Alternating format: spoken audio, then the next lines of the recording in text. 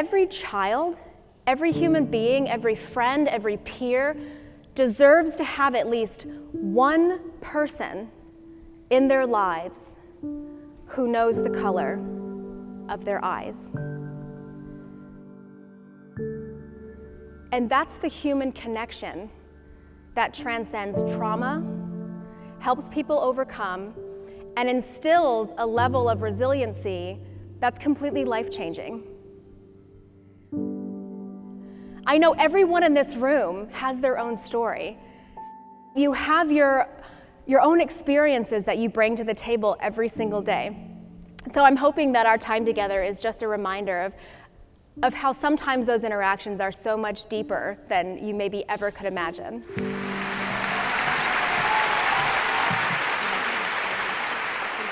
After spending almost a decade in foster care system, Ashley is the author of an international bestseller. She not only survived, but thrived, telling her story in her memoir, 3 Little Words. 3 Little Words is in development to become a major motion picture, and now Ashley has released her second book, which is called 3 More Words.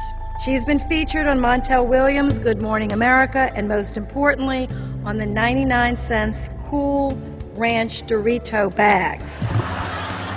She is dedicated to her nonprofit, the Foundation for Sustainable Families. Her story, education, and personal experience give Ashley a unique experience. Ashley was named International Woman of the Year and was one of Glamour magazine's top 10 college women. Ashley has been featured on CNN, Good Morning America, The Today Show, and hundreds of other television, radio, print, and social media outlets. That passion for what you do is what's going to be that game changer. It's not enough to complain about something if you're not willing to be a part of the solution. Ashley is a tremendous inspiration. She has turned pain into power. There's always going to be that stumbling block, but it's what you do with those experiences. It's how you transcend them to help other people that ultimately make a tremendous impact. There are just countless individuals who have benefited from her story and her willingness to share it. Please warmly welcome Ashley Rhodes-Courter. Now, I know that a lot of your speakers probably get up here and say, "I'm so excited to be here." Well, I legitimately am, and I need to put that in perspective for you. I have 3 children. 3 boys, ages 1, 2, and 3. The struggle is so real. And I know that many of you in this audience are also parents, because I also saw the majority of you at the hotel bar last night. Well, I have a little bit of an untraditional story, but I think it will really resonate with a lot of you. I spent almost 10 years in foster care. My mother was a teenager living in foster care herself when she got pregnant with me. And unfortunately, after she got into some troubles, as statistics would tell us, it was the cycle of abuse. So my brother and I ended up in foster care, and she turned to the people who gave her food, shelter, housing.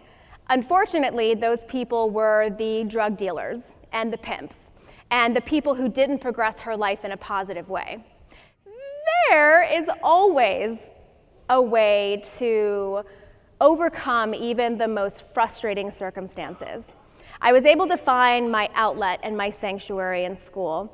I used to say I acted out academically when I would go back into my foster homes and use bigger words than they understood.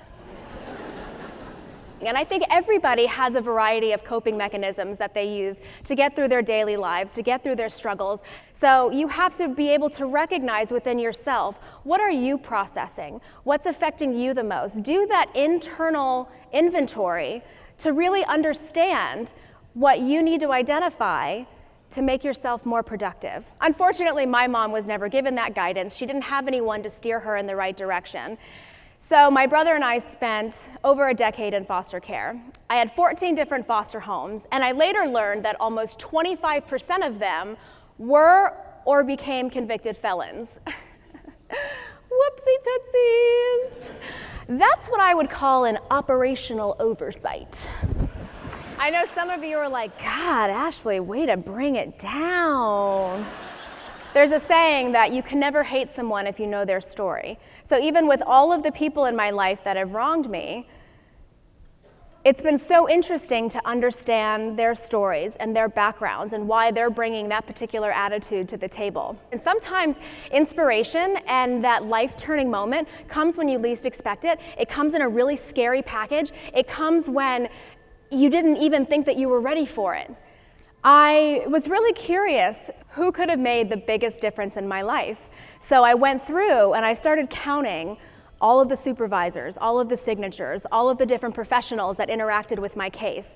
And ultimately, it was something like 54 caseworkers, 23 attorneys, 17 psychologists, psychiatrists, and therapists, 5 guardian ad litem staff, 4 judges, 4 court personnel, 3 abuse registry workers, 2 primary caseworkers, and then ultimately, this volunteer.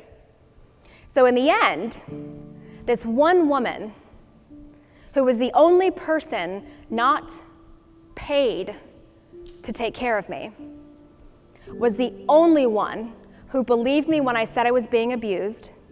She got me out of those abusive situations and ultimately found me the adopted family that transformed my life. That is the power of one person. I think what's really poignant about all of this is that you may not realize that you're a social worker. You actually have tremendous people skills, social work skills, and these are things that you use in your lives every day. But I'm hoping that my story can really be a reminder of how you are inspiring people to do better, how you are coping with the changes in your professional life and your personal life, and how that translates to the people that you work with, how it inspires your coworkers, how it hopefully motivates you to become a more productive member of society and the workplace. If you're able to really recognize and appreciate that you have an opportunity to make a tremendous difference for at least one person, that's huge. I want to thank you for everything that you have done, are doing, but most importantly, what you will be doing.